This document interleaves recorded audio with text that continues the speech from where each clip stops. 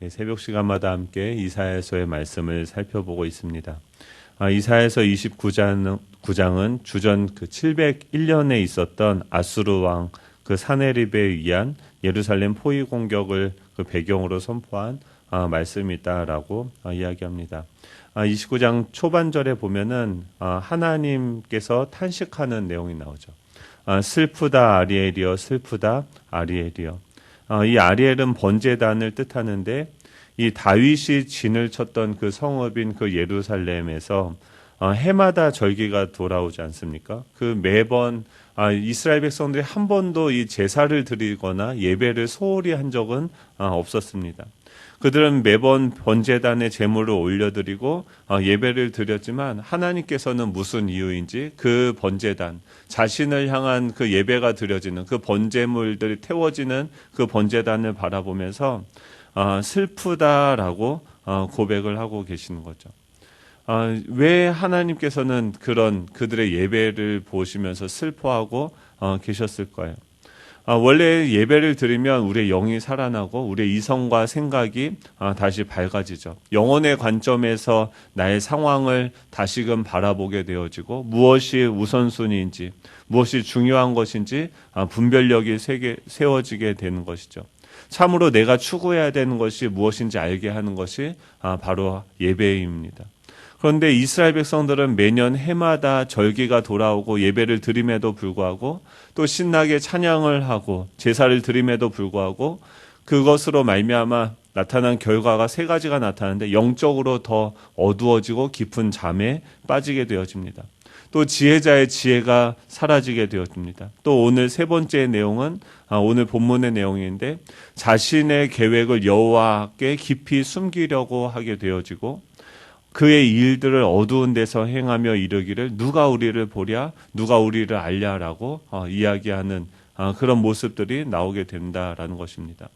예배를 계속해서 드리는데, 하나님을 찬양하는데, 기도를 하는데 점점 영적으로 더 어두워지고 깊은 잠에 빠지고, 지혜자의 지혜가 없어지고, 또 하나님 보시기에 하나님 앞에서 행하는 것이 아니라 하나님께 오히려 자신이 행하는 일들을 깊이 숨기게 되어졌다라고 이야기합니다.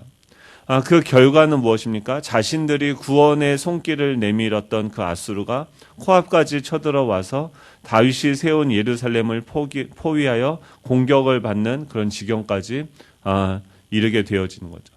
이 예배당 안에서는 계속 하나님을 예배하고 찬양하고 뭔가 제사가 올려드려지는데, 그들은 영적으로 어두워지고 또 지혜가 사라졌고, 하나님께 뭔가를 숨기면서 행하는 모습이 되어졌고, 그 밖에는 적들이 완전히 포위하게 되어지는 그런 상황이 이르게 되어졌다라는 것입니다. 그 예배의 결과가 이렇게 되어진 거죠.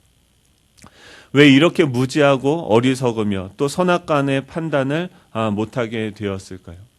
우리는 우리의 예배에 대해서 한번 점검을 해봐야 됩니다.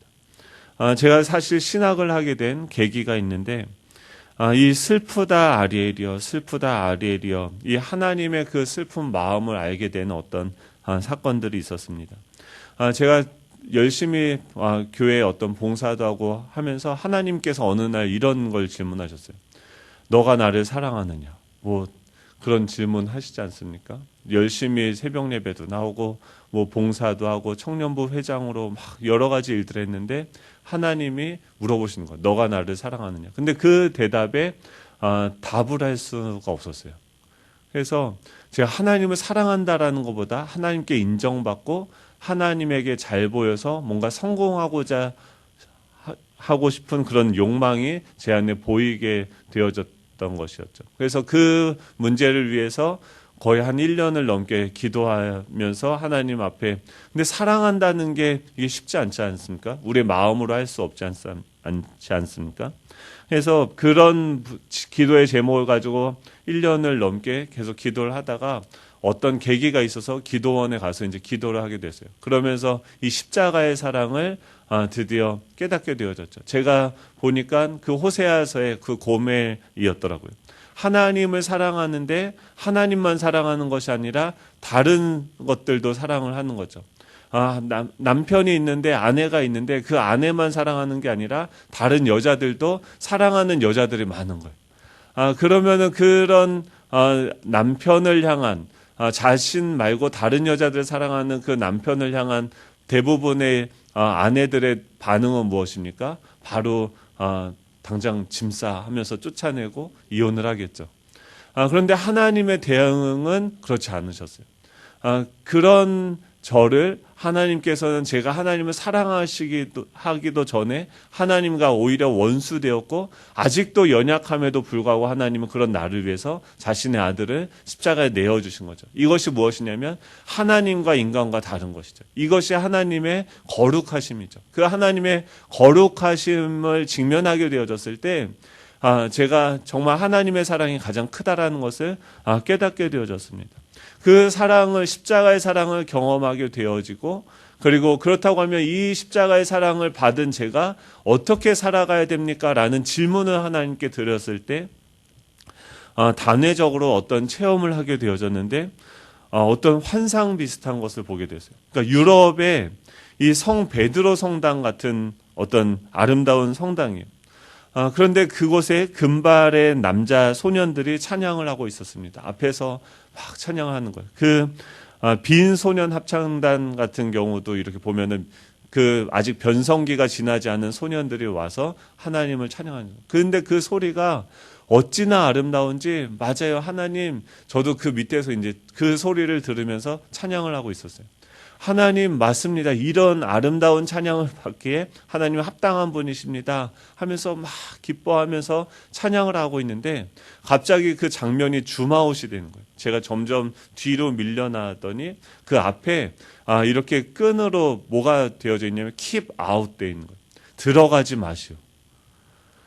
사실 이게 예배를 드리는 시간이 아니었고 그 토요일 날 그 합창단이 연습을 하는 시간이었는데 그 왜 연습을 하게 되어지냐면 사람들이 이 성당이 운영이 안 되어지니까 그 성당의 사람들 관광객들을 모으기 위해서 사람들이 가장 많이 오는 그 시간에 그 소년들이 시간을 택해서 합창을 연습하고 있는 거죠. 저는 누구였습니까? 예배자가 아니라 그 자리, 그 입장료를, 관람료를 내고 그 예배당 안에 들어가서 그 예배를 관람하고 있는 한 관람객이었습니다. 관광객이었죠. 하나님을 예배하는 것이 아니라 십자가의 능력을 경험하는 것이 아니라 하나님의 거룩하심을 맛보는 그런 예배가 아니라 자신의 어떤 그 귀를 즐겁게 하고 자신의 그 욕망을 채우기 위한 자신의 만족을 위해서 값을 지불하는 그런 관람이 되어진 그 예배. 그 예배를 향한 하나님의 마음은 무엇이었습니까? 슬프다 아리엘이여라는 거예요. 제사는 무엇입니까? 예배는 무엇입니까? 정말 하나님께 반역하고 그 바벨탑을 쌓을 수밖에 없는 그 인간들을 향한 하나님의 반응. 그 바벨탑을 바벨의 그 제사를 드리는 그 인간들 가운데 아브라함을 택하셔서 사랑하시되 끝까지 사랑하시는 그 하나님의 거룩하심을 직면하는 시간이 바로 제사인데 사람들은 무엇입니까? 자신의 탐욕과 자신의 감추어진 그 욕망과 어그러진 그 탐욕을 그대로 더 확장해 나가는, 그러면서 그것을 성취시켜줄 그 하나님을 초청하고 예배하는 거죠. 찬양하고 예배는 하지만 자신이 십자가에서 자기 십자가를 지고 자기를 부인하는 예배가 아니라 자신의 욕망을 더 극대화하는 예배를 드리게 되어지는 것이죠. 그러므로 그들은 어떻게 됩니까? 영적으로 더 어두워지고 깊은 잠에 빠지게 되어지고 지혜자의 지혜가 없어지게 되어지며 하나님 앞에 자신의 어떤 사역들을 숨기게 되어지는 그런 처지가 되어 결국 그 앗술에 짓밟힐 수밖에 없는 그런 상황에 빠지게 되어진 것입니다. 우리는 우리의 예배를 한번 돌아봐야 되죠. 지금 내가 드리고 있는 예배는 나의 어떤 탐욕과 나의 감추어진 그 욕망을 제거하는, 다시 내가 십자가에 내 자신의 정과 욕심을 못 받고 내 안에 계신 예수 그리스도가 나의 주인이심을 확인하는 예배인지, 아니면은 그냥 나의 어떤 기도 제목의 그 리스트를 성취하기 위한 어떤 하나님을 나의 도구화로 삼는 그런 예배인지 살펴보아야 되는 거죠. 이 하나님 앞에 서게 되어지면, 우리의 영이 하나님과 교제하게 되어지면 어떻게 됩니까? 우리는 하나님으로 인해서 배부르게 되어지고, 이 세상의 것들이 정말 썩어 없어질 것이고 우리가 추구할 대상이 아니다라는 것을 깊이 깨닫게 되어지는 것이죠. 하지만 이스라엘 백성들은 어떤 제사를 드렸습니까? 자신의 욕망을 예배하고 자신의 감추어진 그 탐욕들, 어그러진 그 탐욕들을 그대로 둔 채로 그것을 더 극대화하는 제사를 드리게 되어졌고, 결국 그곳에서 예배를 받으셔야 되는 그 하나님의 마음은 슬프다 아리엘이여라고 이야기하시면서 안타까워하셨죠. 만약에 여러분들이 사랑하는 그 대상이 자신을 예배하는 것이 아니라 자신의 눈앞에서 다른 어떤 것들과 함께 바람을 피고 있는 그 바람을 피는 그 현장을 발견한다고 하면 여러분들은 어떻게 대응하시겠습니까? 저 같으면은 바로 그 상황을 엎어버리고 뭔가 분노를 하겠죠.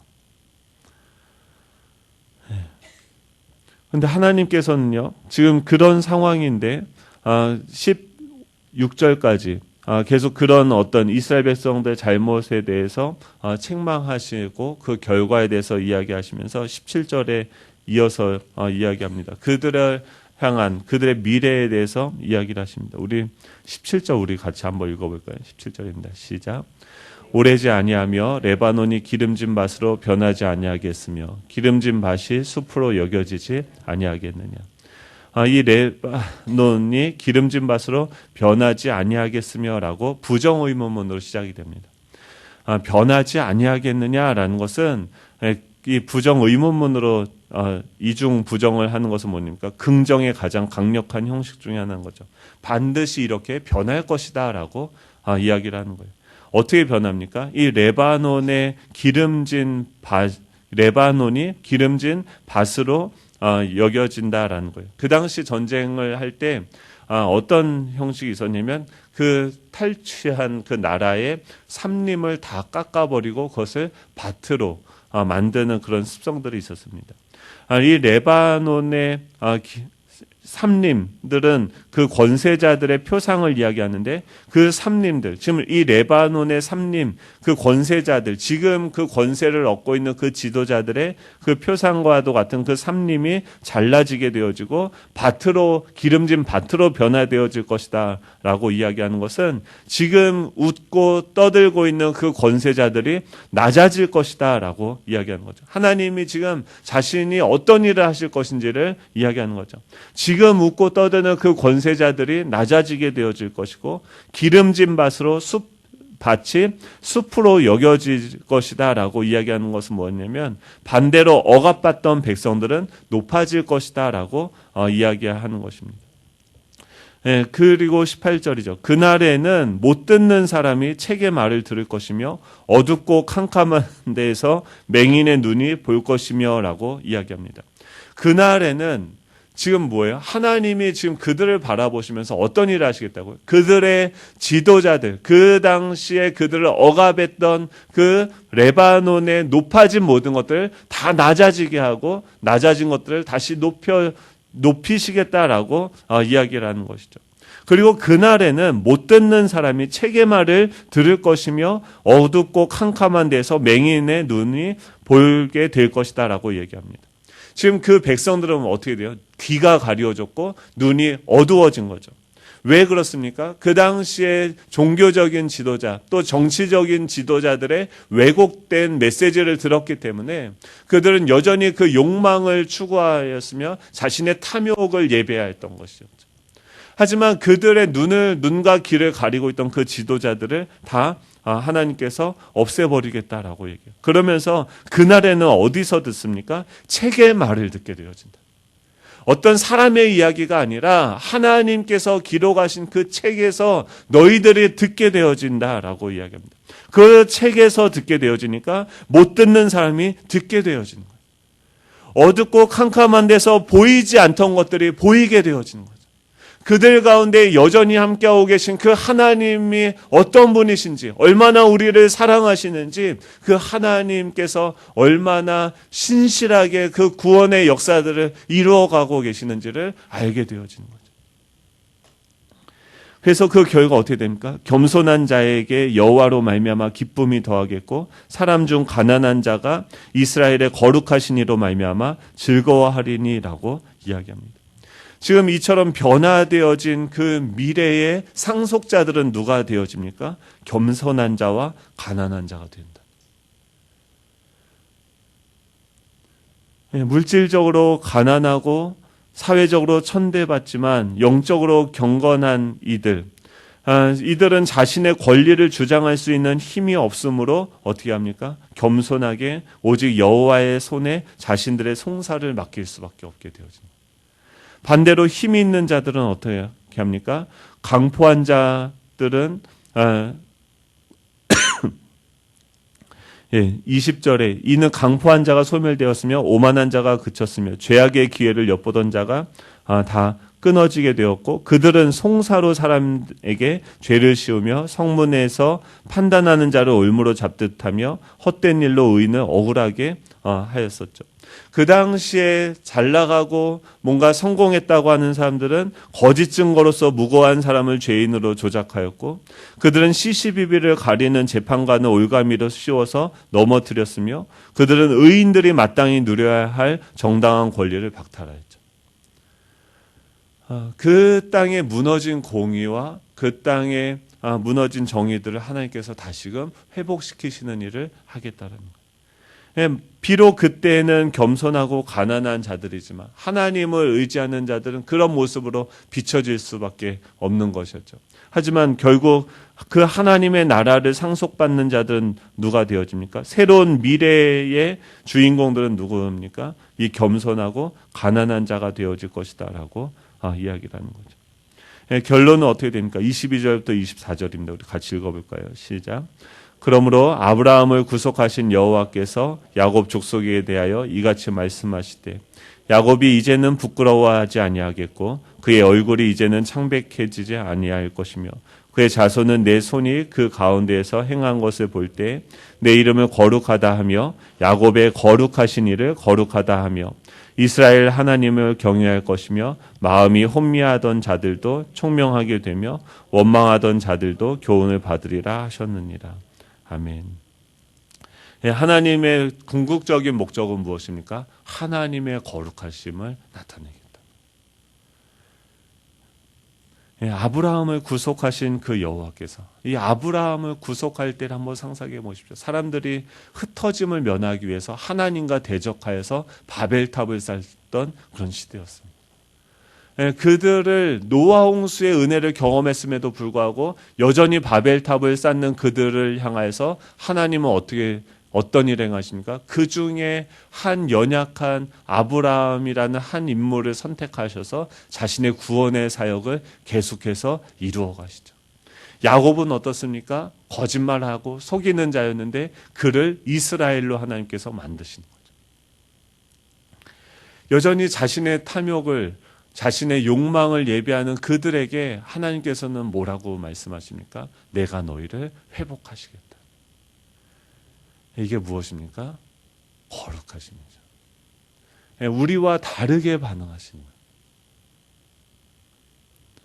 거예요. 말씀을 정리합니다. 첫 번째는 무엇입니까? 나의 예배가 정말 내 속에 욕망을 잠재우는 예배인지 나의 욕망을 더 불태우는 예배인지 우리는 점검을 해봐야 됩니다. 나는 지금 무엇을 예배하고 있는가? 두 번째로는 체계의 말을 들어야 됩니다. 우리가 날마다 큐티라는 이유가 무엇입니까? 어떤 사람의 이야기를 듣지 말자는 거예요. 이 사람의 이야기 속에는 무엇이 포함되어져 있습니까? 나의 욕망의 소리, 나의 생각, 나의 계획에서부터 듣지 않기로 결단하는 것이죠. 책의 말을 듣게 되어졌을 때 우리는 어떻게 됩니까? 보게 되어지고 듣게 되어집니다. 이곳에 계신 하나님을 발견하게 되어지므로 우리는 두려워하지 않고 담대하게 하나님의 길을 나아갈 수 있게 되어지는 것이죠. 마지막으로 세 번째는 어떻습니까? 하나님은요, 거룩하신 분이세요. 이분이 어디 계십니까? 저와 여러분 안에 계시는 하나님이 우리에게 원하시는 것은 무엇입니까? 우리의 예배의 방향은 무엇입니까? 우리로 하여금 더 거룩하게 하는 거예요. 이 거룩함이 우리 안에 충만하게 되어졌을 때 우리는요, 우리 자신을 대하는 방식이 달라집니다. 우리 아내와 우리 자녀들 대하는 방식이 달라져요. 나를 그렇게 골탕 먹이고 힘들게 하는 그 사람을 대하는 방식이 변화되어지는 거죠. 그것을 통해서 무엇이 됩니까? 이 어둡고 보이지 않고 들리지 않는 시대에 우리가 어떻게 돼요? 하나님의 스피커가 되어지고 하나님의 빛이 되어지는 거예요. 그런 존재로 하나님께서 우리를 부르시고 그런 존재로 우리를 지금도 빚어가고 계심을 믿으시기 바랍니다. 오늘 하루도 우리의 삶이 내가 죽고 내 안에 계신 주님이 사심으로 말미암아 주님의 거룩하심을 드러내는 저와 여러분이 되면 좋겠습니다. 기도하겠습니다. 하나님 아버지 감사드립니다. 부족한